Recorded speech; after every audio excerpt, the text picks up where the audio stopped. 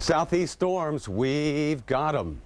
Oh boy, just take a look at those, man. I'll tell you, they're just lined up, and the threat right now is for flooding, even though there is a warning for Bay County here in the western Florida Panhandle. Look at the line of thunderstorms that just blew across Interstate 95 about an hour ago. They're offshore. The wind threat is over in Savannah, and also in Folly Beach, South Carolina. You can have some wind here the next 15 minutes or so, perhaps.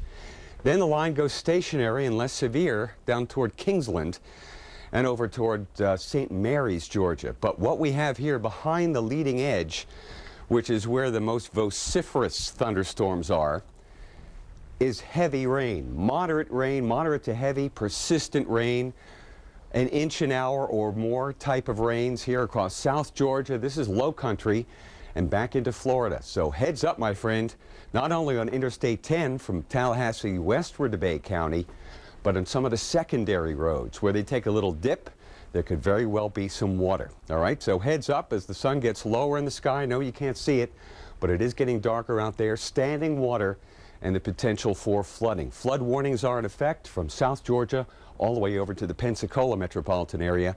New Orleans, you're okay. Thunder showers just off to the south, some drier airs trying to move in from the northwest.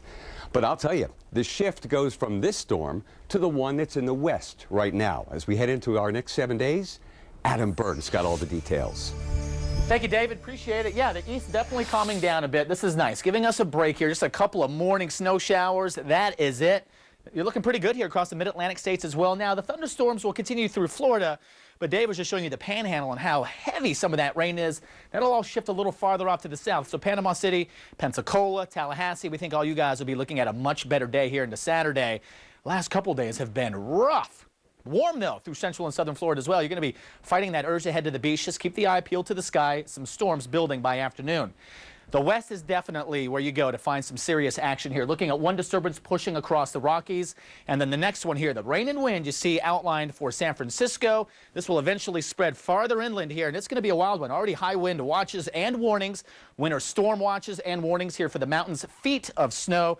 It's going to be very dangerous. And then Saturday into Sunday, it all spreads southbound. So Hollywood, talking about the Academy Awards here, it's going to be kind of raw. Temperatures in the 50s. We're going to share all those temperatures with you here in a moment as well. And the wind, the rain, the mountain snow continuing.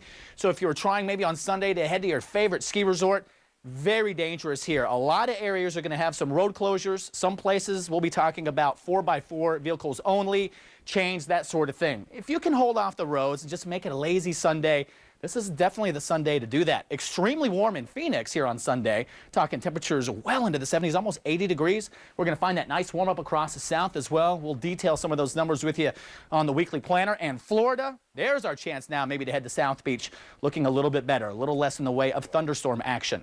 So the south remains dry. In fact, that warming trend is going to feel great for us. Most of the energy now, that western energy, begins to slide into the upper Midwest.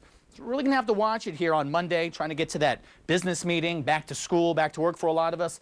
Anywhere from, let's say, Chicago north to Green Bay, Milwaukee over towards, let's say, Minneapolis, down to Des Moines. This is where we could be looking at a swath of wintry mix, maybe a little bit of icing, and it doesn't take much icing on the roadways to cause serious problems on the roadways. So this is something we're going to be tracking over the next couple days. Join us here as we head through the next couple days as we hone this forecast. Interstate 5, there we go. Much nicer now. You can take that little scenic drive through the Pacific Coast Highway as well without a lot of stress. Monday to Tuesday, that same system heads east, and this will have a big-time chilling effect with it as well. Look at some of these snow showers working all the way south to maybe northern Georgia by Wednesday. Tuesday, there will be a lot of heavy rain up and down the East Coast yet again. Wednesday into Thursday, everything shifts off to the east, and now it's pretty chilly across the Midwest and right to the eastern seaboard. Snow showers here across the Dakotas, but basically things really calming down here as we head into late next week. Temperatures. Hey, you want to be in the southeast, southern plains, even parts of the southwest if you're looking for the 60s, 70s, and 80s. Even though it appears chilly here, 20s and 30s through the upper Midwest, Great Lakes, Ohio Valley. It's actually a little warmer than it's been over the last couple of days. And then we continue to warm up. We're talking 30s now. We can handle some of that. But look at the deep south here. Look at Dallas, flirting with 80 degrees by about Monday. It's already going to be warm over the next couple days, so maybe a little bit of a jaunt over to the Red River should be nice here. 80s and 90s here through South Padre. I mean, this is going to be perfect if we're trying to head out to the beaches, but Dave, as all that western energy begins to head towards the East Coast, this will certainly pull down much cooler numbers here. Look at those teens around Minneapolis. And then, hey, cold air, it's heavy, it's dense. Once it gets going, it'll move all the way over to the East Coast. It is heavy. You know, that's one of the critical things to learn, I think, in weather. Yeah. Is that cold air is heavy and warm air is light, and everything else springs from that. And once you get that momentum, once it's on the move, that warm air, I'm out of here. I'm gone. It's dislodged. Yeah. Hey, take a look at the radar out of the northeast. Cold air is here, and it's in Boston along with the snow, huh? That's right. Heavy snow for Boston. Several more inches on the way.